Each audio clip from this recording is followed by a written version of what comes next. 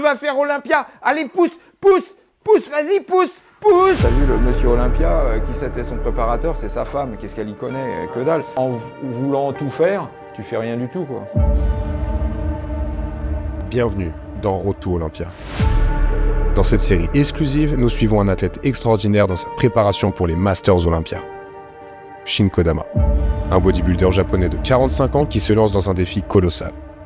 Et pour guider ce voyage, qui de mieux que Michael Gundil? C'est une figure emblématique dans le monde de la musculation et du bodybuilding. Avec plus de 40 ans d'expérience, il est l'auteur des best-sellers sur l'entraînement en musculation et est reconnu pour ses connaissances approfondies en nutrition.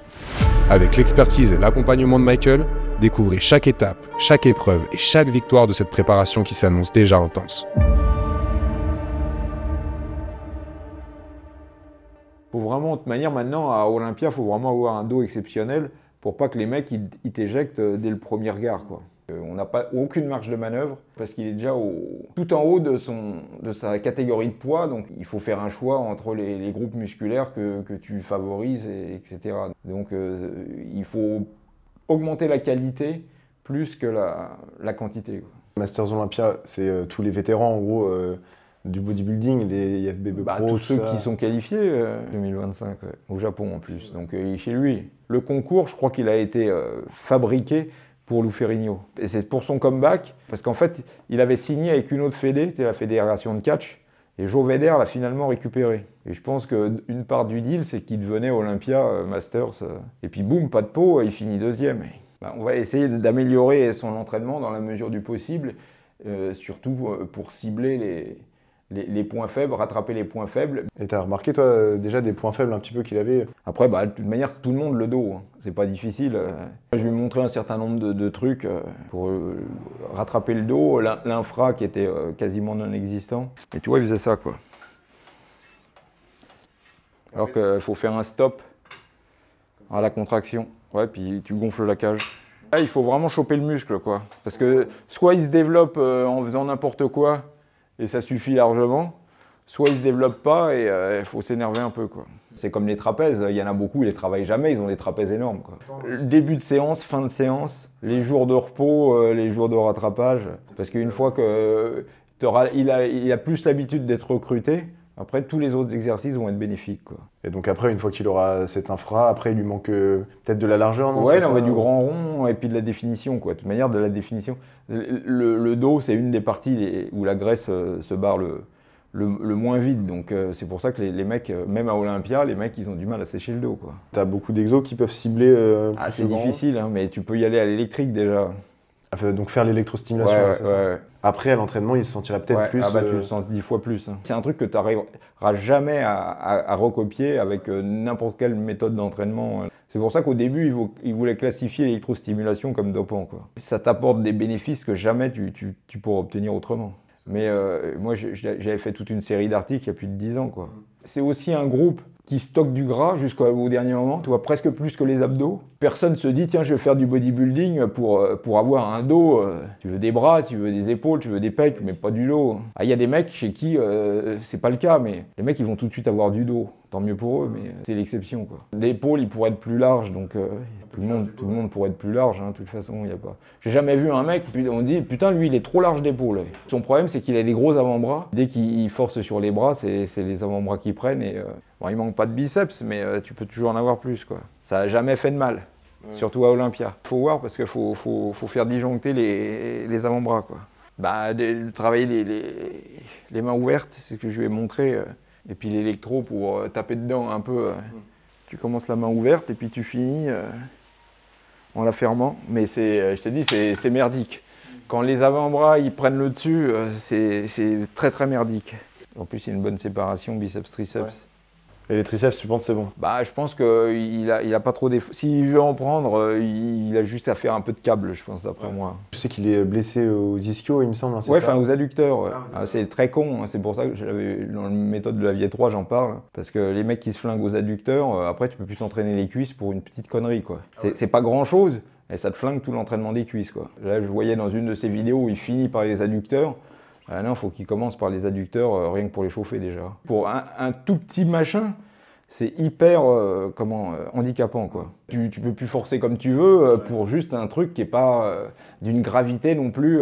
Puis de toute manière, plus t'es vieux, plus petite merde devient longue à réparer. Déjà, tu avais une faiblesse puisque ça a pété de là.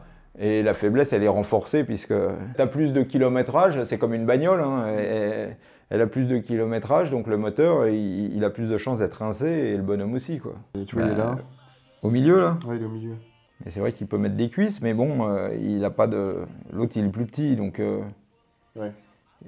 En fait, il est trop grand pour sa catégorie, quoi. Il m'a dit qu'il était à 100 grammes près, quoi, donc c'est mort pour prendre des cuisses. Bah non, mais regarde, l'autre, il fait presque 10 cm de moins, donc il peut avoir des cuisses, mais... Enfin, ça va de devant, mais alors derrière, c'est moins... Faut gagner de la qualité, mais tu peux pas prendre de masse, malheureusement, il est... Bah, c'est pas le plus facile, hein, mais faut la qualité de la contraction, quoi. Et puis, il faudra restreindre le tour de taille pour gagner un peu de poids sur la... Ouais, non, mais t'essayes de ne pas faire du soulevé de terre lourd ou un truc comme ça, quoi, du squat ou des trucs à la mort moelle-neu, quoi. Mais bon, ouais, là, enfin, là, de toute manière, il pourra pas être beaucoup plus sec, hein, malheureusement. De toute manière, il avait déjà dû sécher à fond. Heureusement qu'il a un peu de ligne. Ouais. Mais bon, les ischios, il pourra en... Les ischios au mollet, pour un asiatique, il peut prendre du mollet. Il faut qu'il travaille, mais je te dis, le problème, c'est qu'on n'a pas de marge. C'est ça le... Ah bah ça fait du poids, hein. De toute manière, ça fait quelques grammes sur les mollets, quelques grammes sur les ischios, et t'es plus dans ta catégorie. Non, mais c'est vraiment la séance Arnold, quoi. Ça commence par du peak fly, donc c'est... Ouais, c'est la pré-fatigue, quoi. Mais sinon, c'est le programme Arnold, plein de mouvements, sauf qu'il veut travailler tous les angles en une fois, quoi. Comment je vois pas trop la logique du truc, quoi. Ah bah moi, de toute manière, je suis plus 1-2 exercices maxi, quoi. Ouais, à moins que le mec, il aime changer d'exo, quoi. Mais sinon, pour moi, il n'y a aucune cohérence là-dedans, quoi. Et ça, tu dis ça parce que c'est un pro ou alors même les débutants, ça n'a rien à voir. Enfin là, on n'est pas au même niveau que... Donc là, pour toi, un pro, il ne devrait pas avoir cette structure de séance? Non. Ok. Bah, je sais pas, mais il fait des écartés. Il y a 3 exercices d'écartés, quoi. Et puis le câble, double fly et pec fly. Donc il y a 3 écartés et 2 de poussée. Et 2, un incliné, un décliné, quoi. Ça m'étonnerait que tous les exos lui apportent les mêmes bénéfices. Il y en a qui doit préférer, et puis d'autres. Après, il faut voir les points faibles. Ça se trouve, je sais pas, j'ai pas vu, mais est-ce qu'il manque vraiment de haut de pec? Il faut faire le haut de pec. Est-ce qu'il faut machin Mais là, ça fait vraiment la séance bateau, quoi. Tu vois, j'ai acheté un programme à 5 € au youtubeur. En plus, il n'a pas vraiment de points faibles pec, quoi. Tu vois, les pecs, ça va. En soi, moi, je transférerais vachement plus sur les épaules. Ah ben après, il faut voir avec lui. Je te dis, les exercices qu'il apprécie, les exercices qui vont peut-être faire un peu mal, je sais pas. Je te dis, pour moi, ça n'a ni queue ni tête.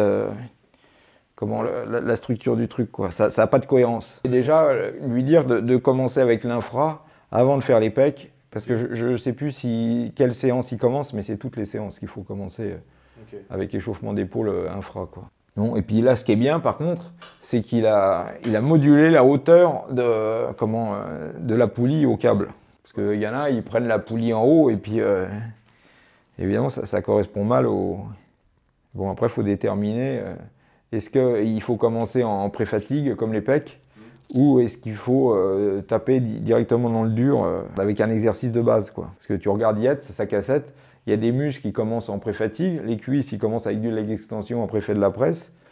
Par contre, les pecs, ils commencent à l'incliner, et après, il fait son écarté seulement. Alors, ça dépend de comment tu le ressens, quoi.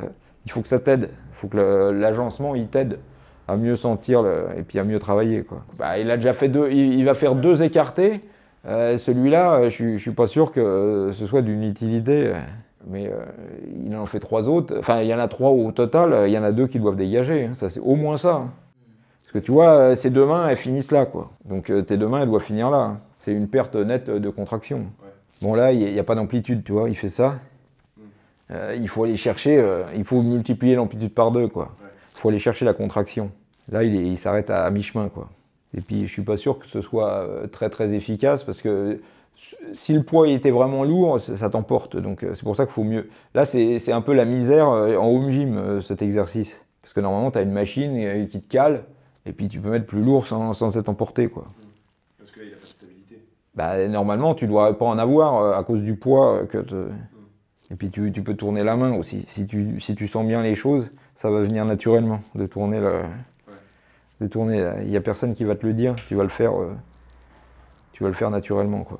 Ce qui me paraît plus intelligent, c'est une séance tirage, qui épargne le bas du dos, mais qui est plus brutale pour les épaules, et une séance rowing, qui est un peu plus dure pour le bas du dos, mais qui va préserver les épaules, quoi. Parce que là, pareil, il n'y a pas de cohérence, il fait tous les angles. À la Arnold, c'est quoi? C'est une techno-gym, c'est ni fait ni à faire cette machine. Tu tires du bas comme ça, là, c'est horrible. Alors que, chez la marque Newtek, là, ils ont une machine où tu tires d'en haut, elle est vachement bien, mais je sais pas s'il l'a. Bon, évidemment, c'est la même machine que la mienne, mais quand je vois son machin, enfin celle-là est un peu plus moderne, mais bon, pareil, tu vois, il a presque, par rapport à l'autre, il a presque les mains qui se rejoignent, donc elle est, t'as une bonne amplitude.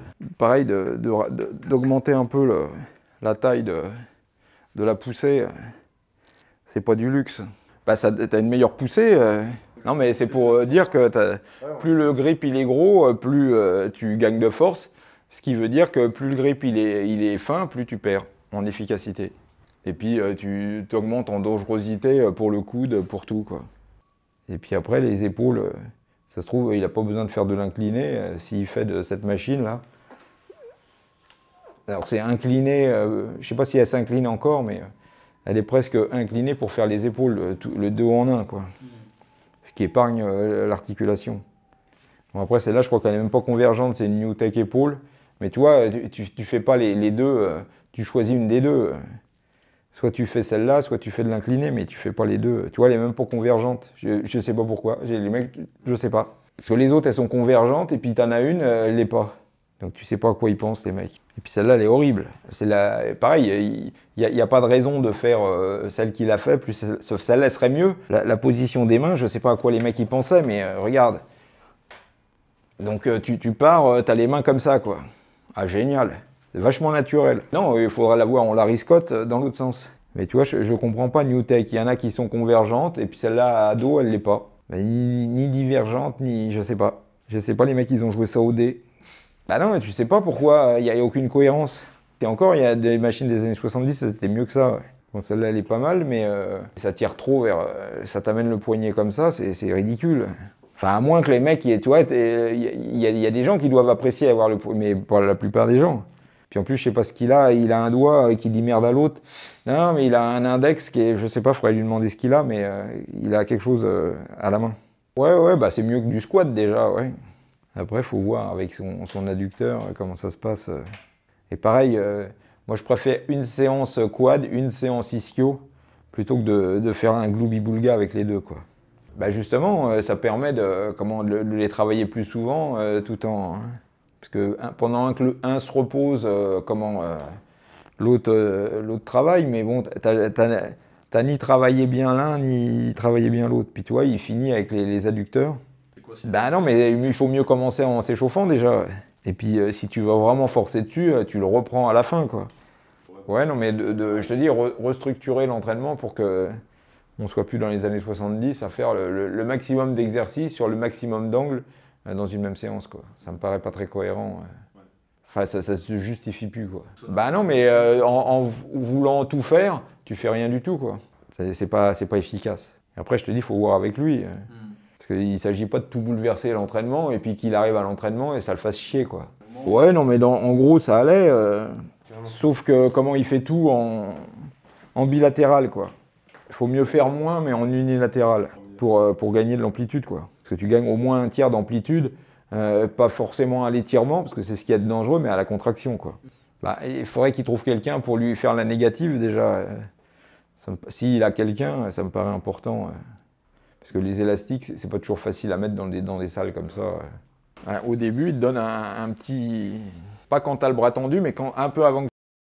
Bah, c'est la technique de base. Hein. Enfin, c'est pas intensifié, c'est le niveau zéro, quoi, j'allais dire. Après, il n'y a pas des millions d'exercices que t'aimes. Il faut se concentrer surtout sur les exercices qui sont le plus productifs. Mais le problème, c'est que plus tu montes, plus tu vas arriver à te heurter à des mecs qui ont des facilités, voire plus que toi, quoi. De faire des trucs un peu moyens, ça suffit plus, quoi. J'ai mis une photo Comment, t'as vu le monsieur Olympia, qui c'était son préparateur, c'est sa femme, qu'est-ce qu'elle y connaît? Que dalle. Ça fout les boules pour tous les autres préparateurs, soi-disant high-tech, machin, truc. Bon, déjà, elle s'occupe de lui, quoi. Parce que la plupart des préparateurs, il prend le chèque, et puis t'en plus jamais parler, quoi. Tu les vois, bah, attends, Annie Rambold, je te le fais à l'Annie Rambold, vas-y, passe ta série. Ouais, 1. Ouais, 2, 3, 4, 4. Ouais, vas-y, 5, 6, 7, 8, allez, 9, allez, pousse, Olympia. Il y a Olympia dans 2 semaines, allez, tu vas faire Olympia, allez, pousse, vas-y, pousse. Ouais, pousse. C'est ça le préparateur américain. Mais je te promets que je te trouve des vidéos de lui où il fait ça. Hein. Alors il y a des centaines de personnes qui regardent. Oh les mecs ils disent putain, ça c'est le préparateur. Il compte tes reps. Ça t'a fait quelque chose? On va faire des vues. Là pour toi, en vrai, ce serait beaucoup mieux de privilégier... Bah, déjà l'unilatéral chez tout le monde. Hein. De toute façon, le bilatéral c'est un truc de débutant ou si tu t'entraînes avec Annie Rambaud. Et du coup faire moins d'exos, c'est ça? Ouais, non mais si ça passe, tu peux faire autant d'exos, enfin mais moins d'exos différents, mais autant de séries. Après le volume il n'est pas obligé de changer. Sur 1 ou 2 exercices, il aime 2. Après il y a des mecs qui aiment changer, donc autant changer, mais là c'est vraiment les entraînements à la Arnold des années 80, enfin 70, ouais. Parce que le tunnel va être long, quoi, donc il faut ménager sa monture pour arriver, pas faire comme Nick Walker, quoi. Une semaine avant, en larmes, une semaine avant Olympia en disant j'ai tout merdé, quoi. Il y a des mecs comme ça. Hein. Là, ils sont tellement à fond, c'est ça le problème, ils sont tellement à fond dans le truc que c'est trop, quoi. Donc autant y aller calmement et finir.